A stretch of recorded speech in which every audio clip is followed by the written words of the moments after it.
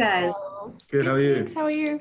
I am doing great. I was fascinated by the Voyeurs and especially your characters. I was wondering how you each approach a character that for half the movie the audience can only understand through the eyes of someone else. We don't know where you're coming from or, what motivates you, but you guys have to know. So if you would like to start, Natasha.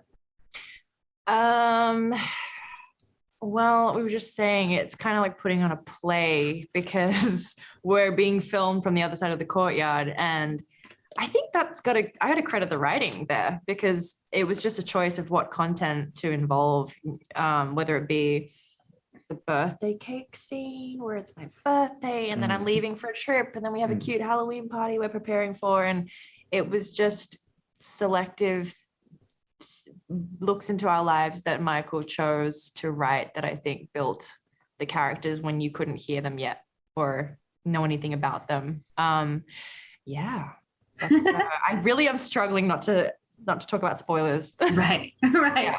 Well, for you, Ben, what is it like to sort of put on, I guess it's like almost like a pantomime, although you're not really miming, obviously, but it feels like it to us.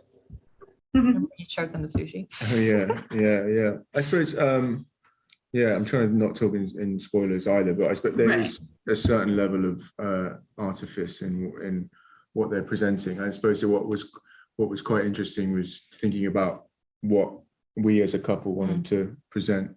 I'm really talking in vagaries to not understandable. What we wanted to present, but also all I can say actually what was quite interesting is as an actor actually is so with a lot of camera acting, often you so much reads from the camera being so close, but because we're being shot from the other side in the apartment, it was an interesting study. Just like Tash was saying, it was like a play in terms of what actually reads and what picks up on camera, because it was a very different experience in that regard. Certain movements didn't read, certain things didn't look big enough, certain things looked too big. It was really an interesting filming experience.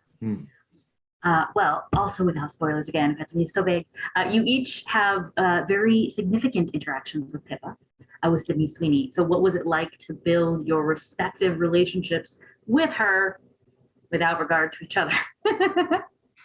I tried to do my performance without any awareness in my mind of where it was going. Because I think sometimes when you know how it's going to go and you know how it's going to end, you project that into scenes prior. So I tried to do the film without at all bringing what I knew was going to happen into it. That helped me form the friendship with Sydney's character for the start of the film. Oh, it's so hard not to do spoilers.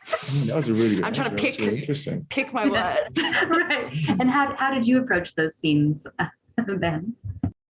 I think for me, I just very much thought about what my character wanted from Pippa in those moments, which I think is true of any scene, but with an extra layer because of this film. Again, talking in vagaries, but vagaries, love it. Is it even a word? I don't know. I think it sounds right. It sounds like, you know what I mean? Your accent is a the main word. thing. But I'll Google it after this interview. But yeah, so I was just very much thinking I think for me, a lot of Seb was, he's very much the kind of person that wants to get what he wants. So for me, it was just a case of that, like with any other person. It was like, what do I want from this person? How can I get it? How can I get exactly what I want? Right. Well, you guys were fabulous. Thank you so much. I cannot wait for the whole world to see this film. And so we can discuss many, many intricacies about it. No, there's nothing we can discuss right now. Thank you so much. Thank you. Thank Have you. a good day.